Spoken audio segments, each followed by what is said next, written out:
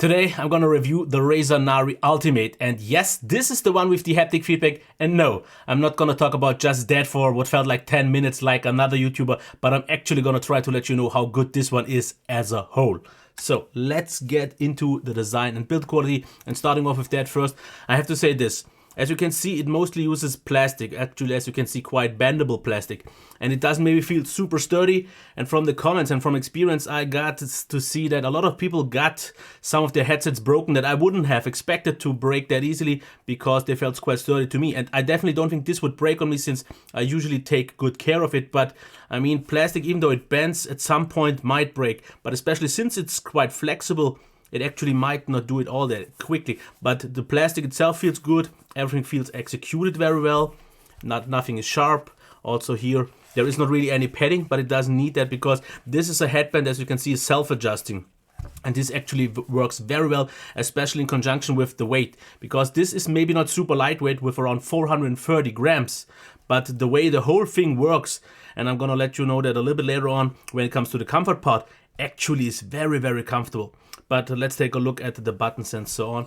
Now starting off here, you can see the mute button for the microphone, and talking about that one, I like that you can just put it in there and it's pretty much gone. You don't have to bother about it, but you can also take it out. It is very flexible, but I would maybe wish for it to be a centimeter longer, that because what I've noticed is that I would sometimes, for especially maybe bigger people, wish for it to be maybe closer even to your mouth, because you can't, but it could be maybe a little bit longer, if you get what I mean. But otherwise, the whole way it works actually is pretty nice. Then we have the control where we can change the volume from the in-game sounds and the voices from the microphones from other people or TeamSpeak. Then power on and off. Yes, unfortunately still micro USB, but I don't think that should be really an issue. And the headphone jack if you want to use it wired, but obviously you can also use it wireless, as you can see here with the dongle that is usually here, but it's right now in my PC. And here we have volume controls. So all of this actually so far sees or looks really good, especially those pads. I mean, I don't really know much about materials, and I don't care if this is real or what actual material this is, but this feels very nice. It is very soft, but maybe the best thing is a huge big cutout, which means, especially since it's also very deep, pretty much no one should touch anything here, and that is the big part here, because like I said, 430 grams and a self-adjusting headband, which usually kind of tends to be not perfectly balanced, because I had on some where it was pushing too much off and on some it was slacking too much, but here they actually managed to get such a good comfort out of it because there is not a whole lot of clamping force. But the way the headband works, and I mean, you can feel the kind of weight distributed though through the headband very well, and you notice it on your head, but it's so overly generally well distributed that it doesn't feel heavy at all. It doesn't have a hotspot or something like that. And I don't know why, but those ear pads or those pads feel so comfy. I mean, after a while they will get warm, since they after all quite isolate so much, and I would say that the isolation is on a good level, because it definitely muffles my voice quite a lot, but in a nice natural way, so I don't feel completely shut off, so I can still hear something, but the more distracting noises are gone. So actual comfort is really good for a long period of time. I mean, it's not super lightweight, but just about that, I am actually pretty pleased. Now, when it comes to that microphone, as I said, let's actually get to that. You can see it here, and in case you want to know how it sounds, here's the demo. Well, so this would be the microphone test of the Razer Nari Ultimate. What I like, as I said already before, is that the arm is pretty flexible, even though it could be a little bit longer, which would have been nice. But when it just comes to quality, I have to say, yeah, not really impressed. It sounds very much like a cheapo gaming headset microphone. It sounds quite tiny, and it obviously sounds a lot like coming through a microphone and not something really high quality, because you don't get any sort of details. You don't really get a nice, clear, clean sound. It sounds, yeah, very, very much improvable. What is though really good is that breathing noises get completely cancelled out, so even if I would try to do it, you wouldn't hear anything because those get cancelled out very good. Also, for example, things like the keyboard and mouse sounds, because let's just check that.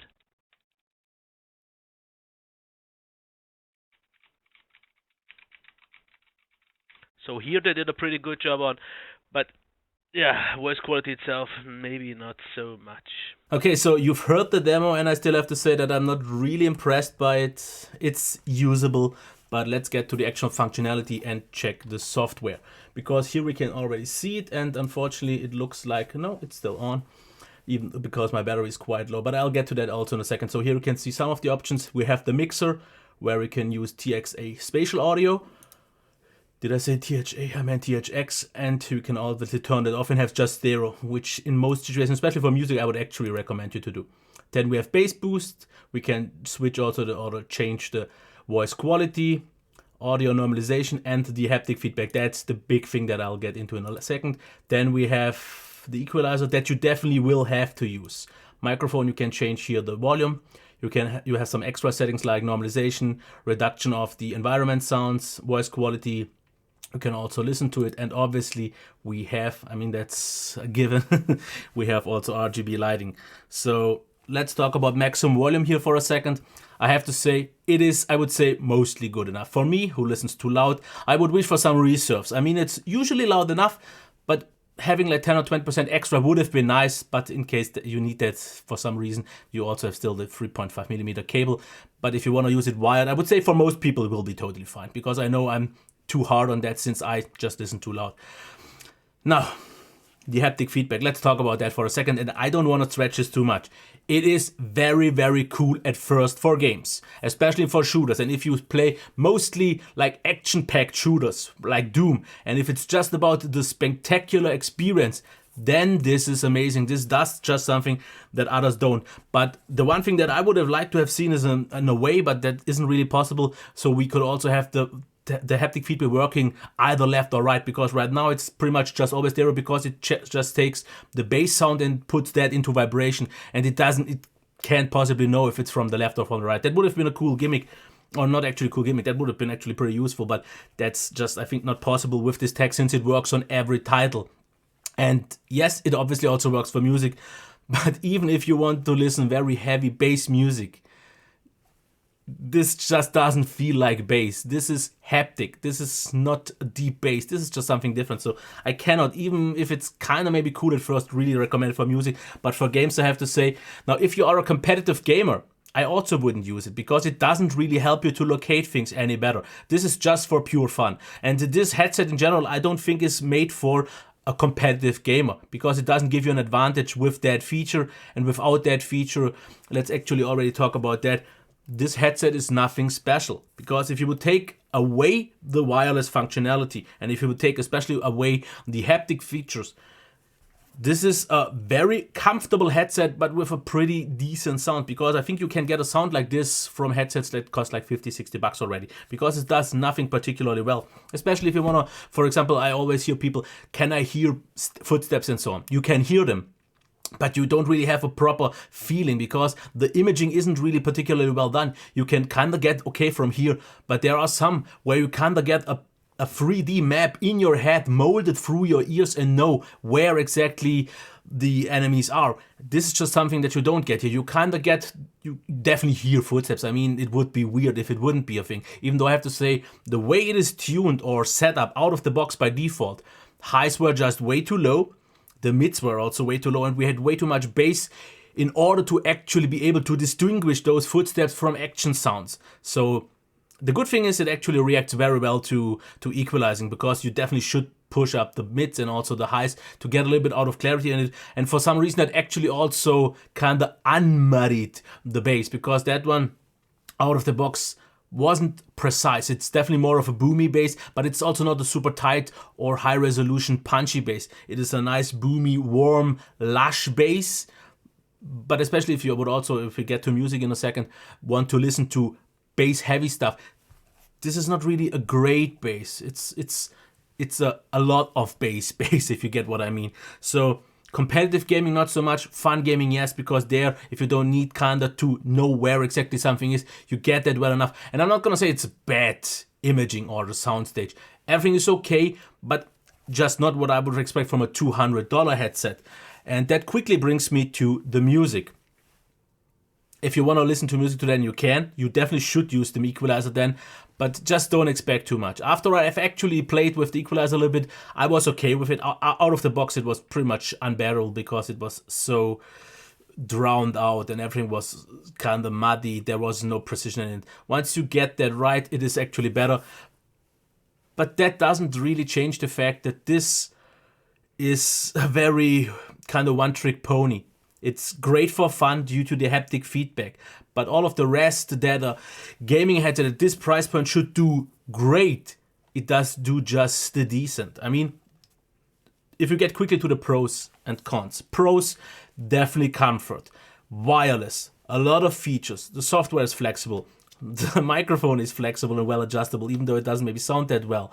And we get a good sound. We get the haptic feedback, that is definitely a thing. And for example, I also have to say, when it comes to racing games, it didn't really feel that right, because sometimes if I went over some curbs, I got vibrations, and sometimes I got vibrations where it didn't really make sense because we had the bass in the game. So explosions, gunshots and everything, that is impressive, but that's just that, because when it comes to the cons, $200 or euros is quite expensive. The microphone isn't up on par with that price. The actual sound quality of the drivers or the headset itself isn't that what it should have been. When it gets to about battery life, I don't know if I actually mentioned that. I would say roughly, I didn't really track that all that well. 5 hours with the vibration motors, about 10 hours without. That sounds reasonable, because those motors just need power, and then 5 hours sounds reasonable, especially since you can charge it whenever you need to. So generally a nice attempt, but I would have really liked to have seen that feature with the haptic feedback integrated in a headset that is on par with that quality. So give me better drivers, or give me a better sound optimization. And obviously, like many people told me, the software is there, you can tweak it. You actually have to tweak it, because out of the box the sound was way too whatever it was, but not good. I got it way more acceptable, but even then 200 is too much. So even if you take the haptic feedback away, then it makes even less sense to buy that, because there is the essential version, there is the normal version without the haptic feedback that costs noticeably less, but for that price already you get way better headsets in general. So generation 2, leave the design as we want to, improve the mic, improve the sound, and then we have a really nice headset. So far, it's a pretty nice, let's say, first generation product of something that might, for some people, be a pretty amazing feature. That's that. Okay, until next time. Bye.